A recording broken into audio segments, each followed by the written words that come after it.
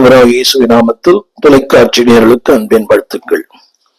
இந்த நாளின் செய்தி, தேவன் பழி வாங்கும் தேவனா? இன்றைக்கு அநேகருக்கு ஒரு எண்ணம் என்னவென்றால், வாழ்க்கையில் தேவனை பழி வாங்குகிறார். அன்பானவர்களே, அவர் பழி வாங்கும் தேவன் அல்ல. வேதம் சொல்லுகிறது, நானே பதில் செய்வேன்.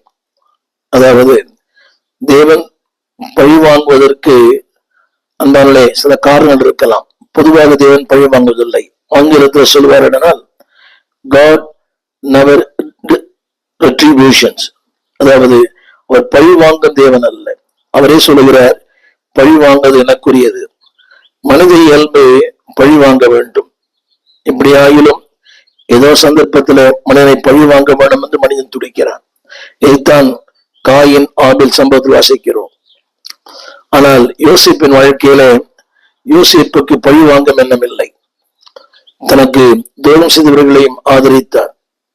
அதுதான் ஆண்டவர் இயேசு. அவர் பழி வாங்கும் தேவன் அல்ல. அன்பானவர்களே, உங்களுக்கும் எனக்கும் அவர் பலன் கொடுக்கிற தேவன். இந்த சத்தியத்தை கவனமாய் கேளுங்கள். தேவன் இஸ்ரவேல் ஜனங்களோடு கூட அவர் உடன்படிக்கை பண்ணினார். அவர்கள் எத்தனையோ காரியங்களிலே அவருக்கு மீறலை செய்தார்கள்.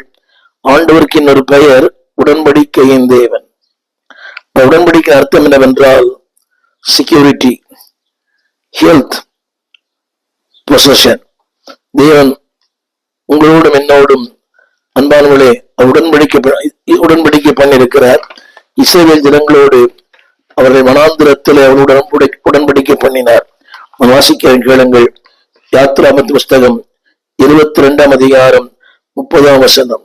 அவர் சொல்லுகிறார், அவரை மறந்தவர்கள், மறுதளித்தவர்கள், முறுமுறுத்தவர்கள், அன்பானவர்களே, தேவனுடைய மனிதனாகி யோசேப்பின் கல்லெறிந்தவர்கள். ஆனாலும் தேவன் சொல்லுகிற வார்த்தை, வழியில் உன்னை காக்கிறதற்கு, இரண்டாவது, நான் ஆயத்தம் பண்ணின ஸ்தானத்துக்கு உன்னை கொண்டு போய் சேர்ப்பதற்கும். யோசித்து பாருங்கள். யாரைப்பார் சொல்லுகிறார்? தன்னை மறுதளித்த, தனக்கு துரோகம் செய்த, தனக்கு தீமை செய்த தம்முடைய மக்களை பார்த்து சொல்லுகிறார் அந்த வார்த்தை, நான் உங்களை கொண்டு போய் சேர்க்க இதோ ஒரு தூதனை உனக்கு முன்னே அனுப்புகிறேன்.